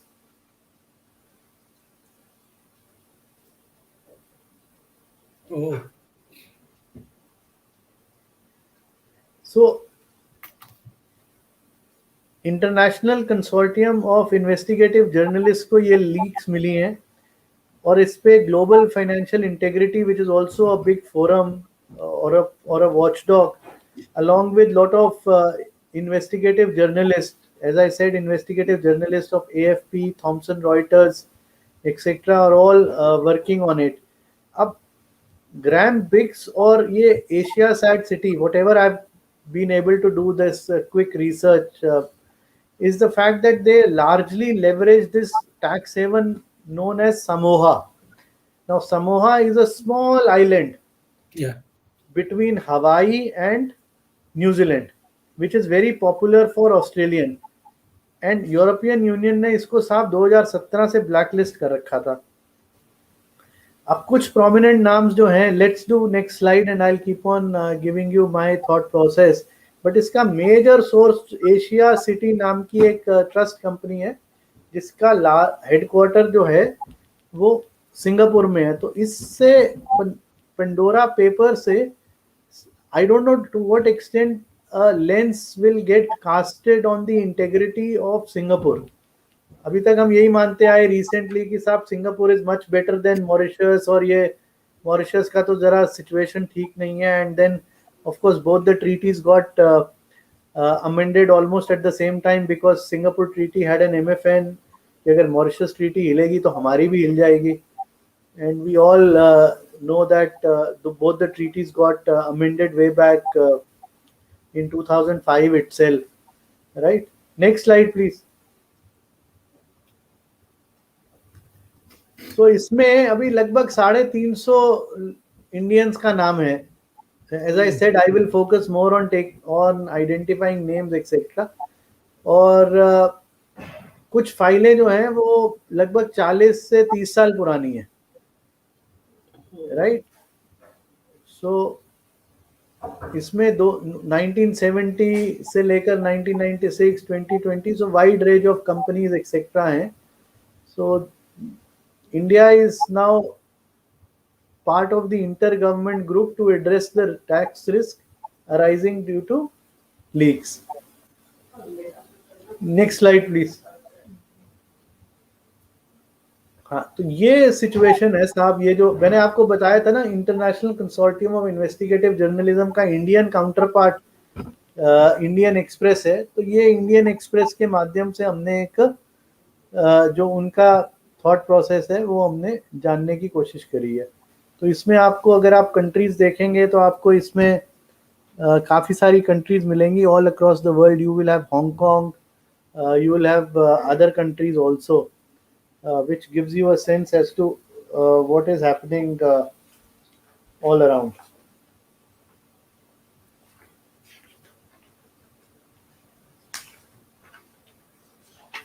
Right. So this is a nice graphic which came in Indian Express. Now let's look at next step. अब हमने क्या किया as a knee jerk reaction?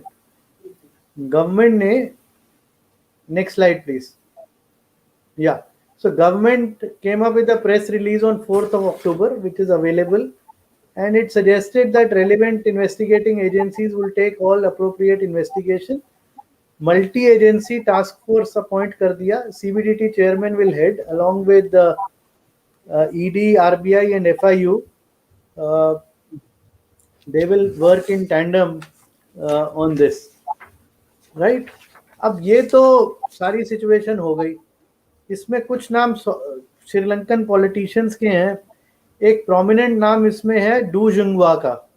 साहब do जुंगवा एक चाइनीज बिलियनियर है, उसका इसमें नाम बड़ा प्रोमिनेंट है। And then it has the name of a leading Canadian oil and gas companies promoter. The name of the company is Adex Petroleum and the promoter is D. Heinrich. अब ये ICIJ के पीछे, ICIJ जो ये investigative journalism का group है, इसमें एक नाम आपको बहुत सुनने को मिलेगा, Gerard Ryle. Gerard Ryle is the director at ICIJ, and according to him, his aim is not to whistleblow a particular person, but anything which affects public policy is what he is trying to look at. He says that our intention is not to run after a particular person or witch hunt a particular person, but such trends affect the public policy. You should expect Australian Tax Office, ATO as we popularly call them, and they are very tough in their prescription. GAR और माल में हमने देखा जो multinational anti avoidance legislation उन्होंने बनाया है और जिस तरह से उनकी इंटरप्रिटेशंस होती हैं, I think they will come very heavily down because the focus of Pandora leaks is all the bad money getting stashed very easily in the Australian real estate space. और ऑस्ट्रेलियन मार्केट हीट अप हुई real estate में, specially Sydney sector. मैं तो वहाँ रहा भी and I had the opportunity for a short while of a student of university of technology Sydney. The real estate market which did heat up in the central business district of Sydney was only because of this money getting poured in Australia. और समोहा जो वो टापू है, that little island between New Zealand and Hawaii was used very effectively to avoid Australian tax and there was no taxes in Samoa. So if an Australian resident had income which he was entitled to, could have set up a company in Samoa, then he avoided taxes in Australia, and at the same time Samoa tax rate was 0. और वहां पर intermediate companies बना के वो दाएं बाएं से वो पैसा ट्रिकल डाउन हो रहा था. सो नेम्स ऑफ फॉर्मर चेक president, lots of people from Africa and a very known Russian politically exposed person by the name of Herman Graf, and couple of others do find mention. Of course, for the sake of sanity, I don't want to take the Indian names. I think there's a lot of sensationalism which is going around.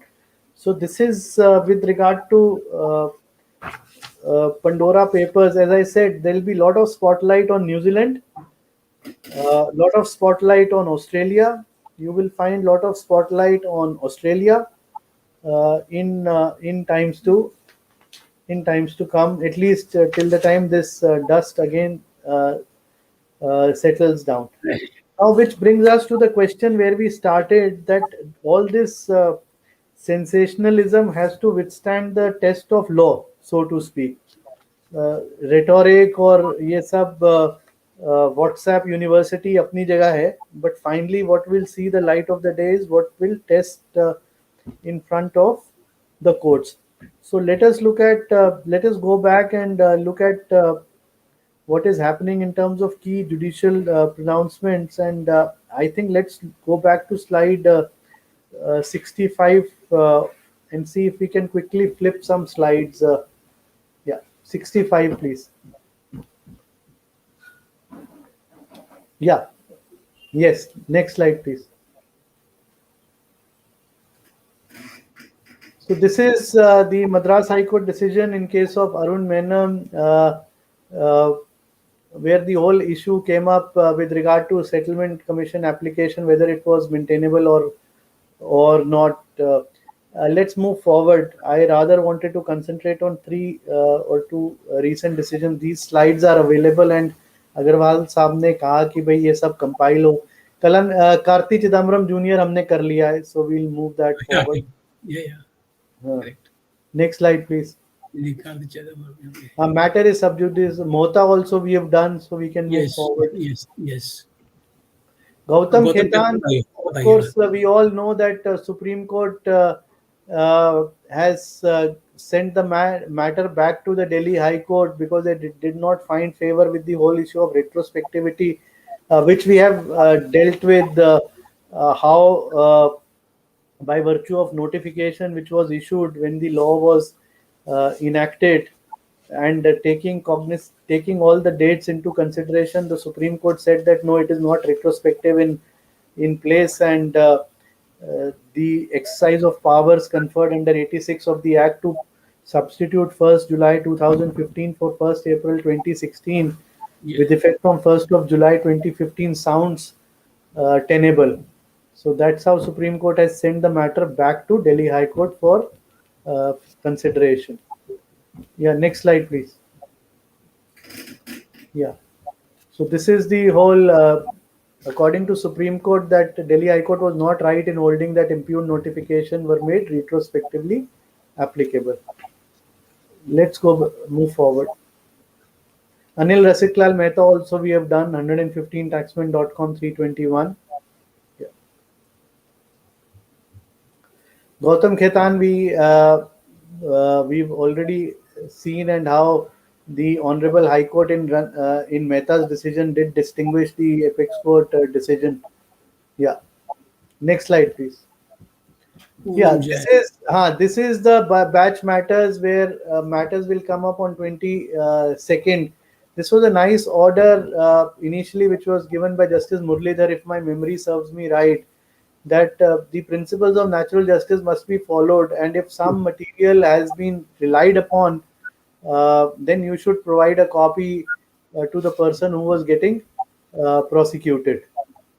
So the High Court said that person being prosecuted can only be shown documents but not provided copies is untenable even on plain reading of Article 26(2) of OECD Model Convention.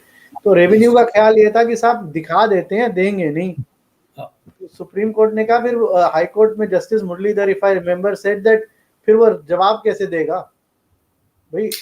By merely showing the documents which are being relied upon, how do you expect him to make a tenable reply or an effective reply? Next slide, please. Then this is the decision of Kamal Galani, which was the Mumbai Tribunal decision, where the tribunal said that there is nothing which suggests the fact that this was undisclosed income in terms of money stashed abroad.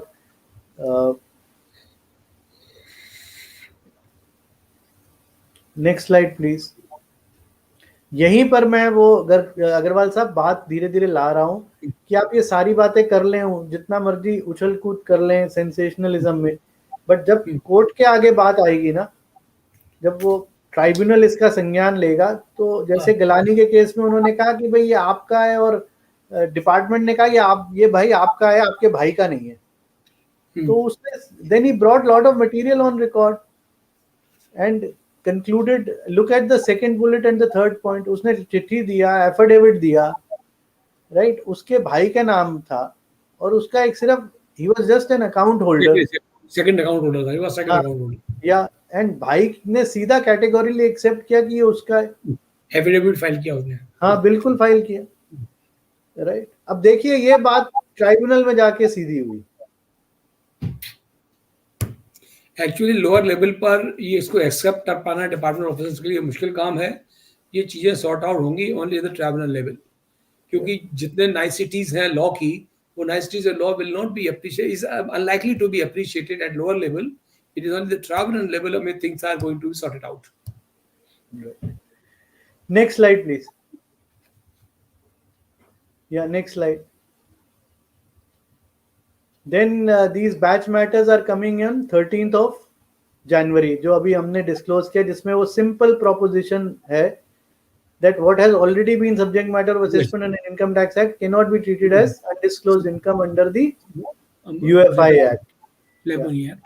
As on the date of coming of into force of black money, and there was no asset in existence. Yeah. आगे चलते हैं। जनवरी 13 हाँ जी, ये batch matters है। Okay. हाँ जी। Then ये जतिंदर मेहता का recent फैसला आया ब्लैक मनी एक्ट पे। In fact it is one of those first good decisions on black money act, where the Delhi tribunal has said कि सिर्फ नाम होने से थोड़ी ये पता होता है वो बेनिफिशियल ओनर है, right? So this is a good decision to read and consider. In fact, to me, this is the first authoritative pronouncement of the tax tribunal on Black Money Act. Yes, yes. This is 128 taxmen, 152. Yeah. Next slide, please. So this is a very good decision, especially on the construct of beneficial ownership. Yeah. Next slide. Yash Birla, if the delegates do remember, we had discussed the Yash Birla here in the context of wealth tax, and taking cue of the wealth tax decision, the Bombay Tribunal, relying upon the decision given under Wealth Tax Act, rejected the assessment, rejected the pursuit of the tax department under Black Money Act. It's a good 120 odd page order of the Mumbai Tribunal, recently pronounced. Next slide, please. Yeah.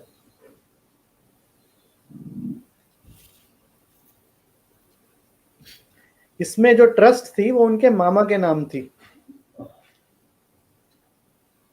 and in wealth tax, the ITAT had earlier given a finding that these cannot be assessed as wealth of Mr. Birla. Next slide, please. As I said that the FAQs which we just saw, which were issued when the income declaration scheme was there, they can be relied upon to persuasively interpret the law. The person has to provide directly or indirectly the consideration for acquiring asset. हाँ, अब ये revenue कहाँ से prove करेगा? हाँ, वो संभव नहीं है।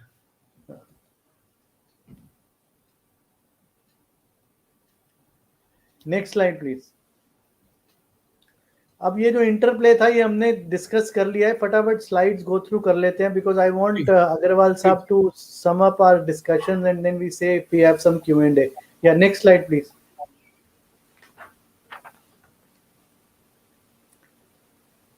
So preamble हमने डिस्कस कर लिया, we can move forward. Section 3 also we have discussed, has taken notice, schematic and teleological method of interpretation also we have discussed. Let's move forward. Section 10 also we have discussed, right? And this is satisfaction also we have discussed. Yeah, let's move forward. We can do the faceless also because Agarwal Saab wanted me to conclude that also. 83 I have already discussed with you, Agarwal Saab. जी। आप इसको कैसे कह सकते हैं कि ये income tax act से भिन्न है? बिल्कुल सही है, very true. Yeah. Next slide, please. Now, in the world of faceless assessment and faceless appeal, what is the status of Black Money Act or proceeding under Black Money Act? Next slide, please. जो exceptions हैं उसमें एक notification आया हुआ है 13 अगस्त 2020 का, except assessment orders in cases assigned to central charge and international tax charge. Yes. Yeah. Right. So this is the status of the faceless regime as applicable to Black Money Act. Right. सो वहां पर एक exception दे दी गई है international tax matters के, और जो central charge के cases हैं वो ई असेसमेंट में नहीं होंगे. वो ब्लैक मनी एक्ट के अंदर जो असेसमेंट्स होंगे दे will be covered under international taxations. नहीं, वो सेंट्रल चार्ज में आ जाएंगे सर. वो सेंट्रल चार्ज में आएंगे. हाँ जी, case assigned to central charges. वो भी एक्सेप्शन है. Next slide please. अब एक प्रेस रिलीज भी आया कि एक पोर्टल आ गया कि अगर आपकी कोई टीईपी पिटिशन वगैरह है तो आप उस पोर्टल पे डाल सकते हो. ठीक है ना. ये आपने विसल ब्लोअर्स और टीईपी के लिए एक नया पोर्टल भी खोल दिया. ग्रेट. ठीक है. अगर फेसलेस असेसमेंट हो सकता है तो टीईपी भी तो फेसलेस हो सकता है. यस. किसके मेल से निकला होगा तो पता चलेगा कहां से आया. हाँ, वो पता लग जाएगा. There is no secret in this electronic world. There is no secret. Next slide. ये रिस्की अफेयर है सब ये वाला. हाँ, ये रिस्की है. हाँ, ठीक है ना. अब सीबीडीटी का एक इंस्ट्रक्शन 23 फरवरी को भी आ गया कि सारे केसेस जो थे वो सेंट्रल चार्ज में हो जाएंगे, इसीलिए सेंट्रल चार्ज वहां से एक्सक्लूड हो गया. ठीक है ना. जहां जहां इन्वेस्टिगेशन विंग में चल रही हैं उसको छोड़ने के अलावा जितने केसेस हैं वो सब आप सेंट्रल चार्ज में कर देंगे. ठीक है. और जितनी अपीलें भी इनफैक्ट में थी वो भी सेंट्रल चार्ज में चली गई. Shruti, just go back. I want Agarwal sahab to read the last bullet of the previous slide 95. जो इनफैक्ट की अपीलें थी अग्रवाल साहब वो भी सब ट्रांसफर हो गई सीआईटी सेंट्रल को. गुड. ठीक है. Next slide please.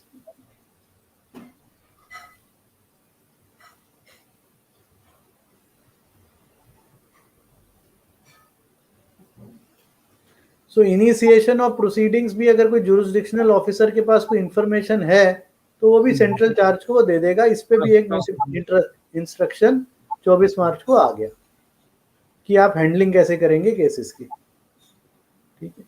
Next slide. ठीक है. ब्लैक मनी एक्ट में जो नोटिफाइड कमिश्नर्स हैं उनकी एक लिस्ट 23 मार्च 2021 को आ गई जिसमें सीआईटी अपील की नोटिफाइड जुरिस्डिक्शन आ गई with regard to exercise of jurisdiction.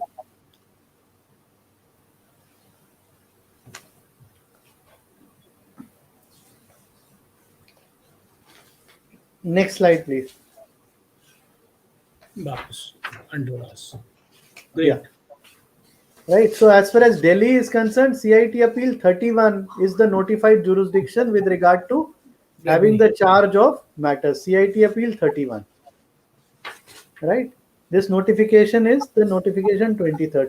So with this, Agarwal Sahab, I will request you to sum up, and if there are any Q&As, we could take it up. We have some more time up our sleeves. Yeah.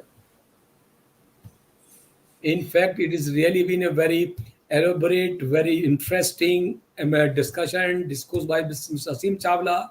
He has covered all the A to Z of BM Act, or in fact, he has explained the practical aspects as how to handle BM matters and where they are to be handled, and whether the intricacies and the interplay of Income Tax Act with BM Act and various provisions of BM Act has been considered and elaborated. ये क्या लिख रहे हैं? So I mean, we will go to certain questions. I have also certain questions on this, and in fact, with these questions, things would be further clarified. For example, why there is no provision for compounding under a BM Act? Where there is any provision for compounding? If not, what is the objective of not bringing compounding provision BM Act? Or whether provisions of Income Tax Act would be of compounding will be applicable here? अब वही है. I had one situation, my professional practice experience. We had an HSBC matter and we wanted compounding to happen, and we were told, and if you remember during compounding, they tried to frame the compounding guidelines in such a manner that undisclosed bank account cases will not be covered in compounding. So the intention is not to allow compounding in at least at that point in time on the HSBC matters. अगर आप कुछ policy making का रुझान थोड़ा practical हो गया है तो वो एक डिफरेंट मैटर है, प्रैग्मेटिक हो गया हो, then there is a different matter. Okay. अब ये अजय अग्रवाल जी का सवाल है ये. Ajay Agarwal ji's question is whether under the Money Laundering Act Schedule C inserted. I'll let me try and explain what my proposition is. Then maybe Agarwal Saab, you can ask your question. Part C of PMLA of scheduled offence. पहली बात तो है money laundering act में अपना कोई original offence नहीं होता. It rides on the crutches of offences done under the other act. You have part A, part B, part C. Part C में शेड्यूल्ड ऑफेंस में section 51 of black money act introduce हो गया 2015-16 से. अगर section 51 initiate हो जाता है black money act का, then it is a predicate offense and then ED can run after you for Black Money Act. Only section 51, not 50. Please bear this in mind. Next question. Okay. Do we have any other questions, Shruti? अब इसमें छोटे छोटे सवाल इनकी तरफ से, audience की तरफ से मैं ही इसको रेज करूंगा. हम लोग जवाब दे देते हैं. Whether closed bank accounts needed to be declared in the return of for subsequent years. Closed bank accounts needed to be closed foreign bank accounts needed to be declared in the return for subsequent years. I have only one reservation while answering this question is the fact that currently the FA guidance, which is part of the, we have now guidance on filing income tax return, and FA schedule is the most contentious schedule dealing with foreign asset. Unfortunately, the spirit of FA schedule is not in consonance with provisions of 139, which deals with filing of tax return. But if the bank account is no more in existence, Yes. it does not exist in the eyes of law, Yes. why should I give a disclosure? That is the one principle. Whether BM Act imposes any liability on the taxpayer to declare. BM Act for an account which is lawfully disclosed, which is lawfully closed. Now the only question is that whether it was undisclosed prior to its lawful closure. That is what my point would be. Yes, yes. Whether the account was undisclosed prior to its lawful disclosure. And even if it is closed legally now, then what cognizance it would take just because that it was undisclosed earlier before its closure, and therefore I will invoke section 10. The imagination of income tax department on putting into service Black Money Act is unimaginable, if you ask me. See, my problem is that if 147 is not applicable, now even if it's 10 years old matter and they were deposited in the bank account, then under new law 147 may be invoked, because what they say is that it is an asset. When you have money in the bank, they may call it an asset. Once they call it asset, they can invoke new 147. So if not Black Money Act, that may be covered under reassessment provisions. Maybe not necessary. Appeal में क्या होगा वो अलग चीज है. अभी अब इसमें सेक्शन 43 जो है ना, वो कहता है in respect of which he was a beneficiary relating to any income from any source outside India, the penalty for failure to furnish in return of income any information और furnishing inaccurate particulars about an asset. Now it says of which he was a beneficiary. Yes, he was. अब ये नहीं कहता कि he is a beneficiary. He was. तो मुझे लग रहा है कि सब अगर कभी भी नोटिस में उनकी आएगा पुराने सालों का कोई बैंक अकाउंट जो लिमिटेशन के अंदर कहीं फॉल करेगा, तो पॉसिबली द सेक्शन 10 का notice they may issue. I will hesitate in saying that department will not issue. They will say he was a beneficiary. हमारे को अभी पता लगा है and this was undisclosed. And next question would be whether the money slashed through corruption, which otherwise fall under Delhi Police Establishment Act, then whether those amount can be covered under Black Money Act, because it Black, maybe so long as they are undisclosed foreign income and asset. I think they will be covered. They will be clearly covered. It's subsequent matter whether it is that falls under Delhi Police Establishment Act or not. वो subsequent issue आ जाता है उसमें. So long as Agarwal sahab, they constitute undisclosed foreign income and asset.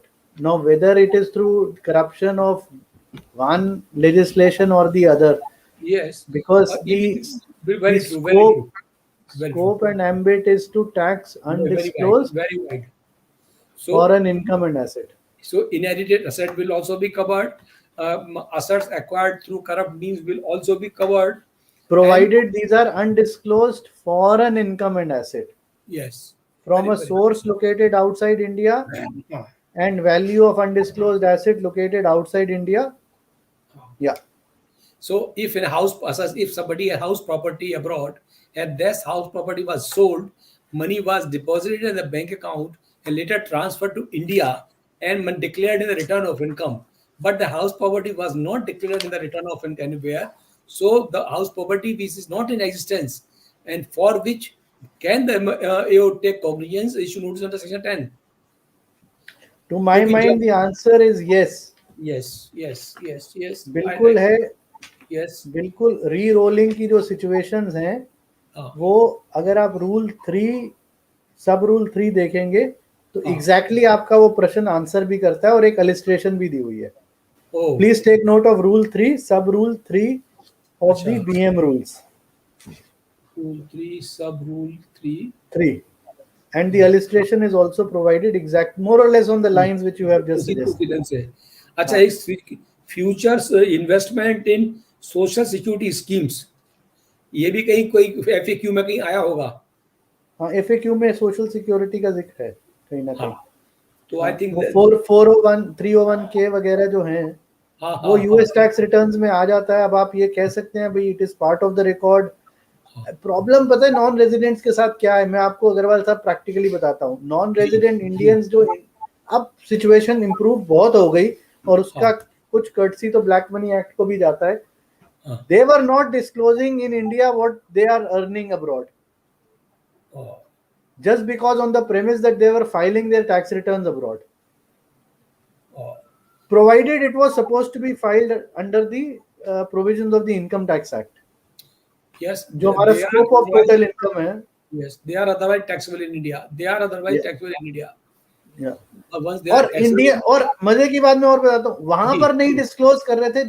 Let's take a classic case of US which obligates doing global filings. Right? If you are a US citizen or you enjoy those immigration benefits, तो आपको US में अपना global income का ब्यौरा देना है. ठीक है ना. और यहाँ पर रेजिडेंट है तो आपको सब कुछ देना है. वो यहाँ भी देना है. ठीक है ना.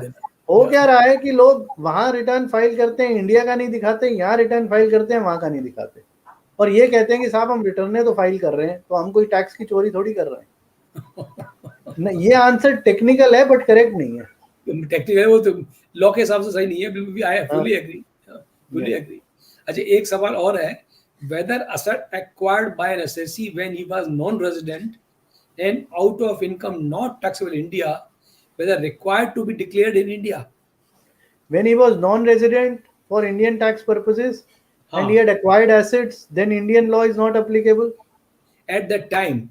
Now, but subsequently he becomes resident in India and resident India में बन गया और उसकी non-resident के पीरियड की कोई asset अब्रॉड में है तो क्या यहाँ अब उसको अब एफएडी शेड्यूल में उसको पूरा ब्यौरा देना पड़ेगा.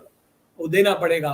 लेकिन प्रॉब्लम ये है कि उस ईयर में it was not taxable in India because NRI was not assessable in India during that time और it was earn out of non taxable income in India. Be as it may, but that income or asset can't be taxed again now in India. Maybe yes. लेकिन ये तो section 10 में notice section 10 का compliance लेकर notice तो issue करेंगे, हमको लड़ना ही पड़ेगा. Yes, but that income cannot be brought to tax again in India. Yes, that asset or income cannot be brought to tax in India. ठीक है साहब, इतना पर है कि बहुत ही अच्छा शो हुआ, बहुत अच्छे सवाल हुए, जवाब हुए, आपने बहुत अच्छा क्लैरिफाई किया चीज़ों को।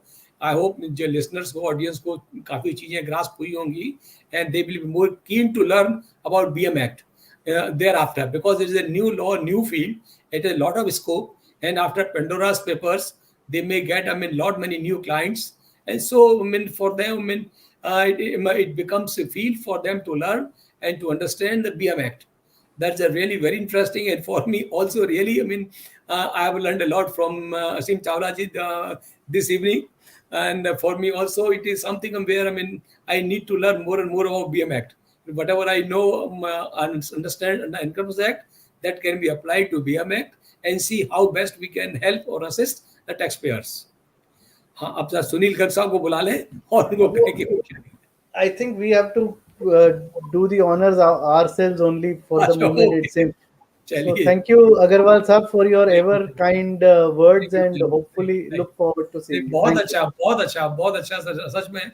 I am really, educated with what you have told today.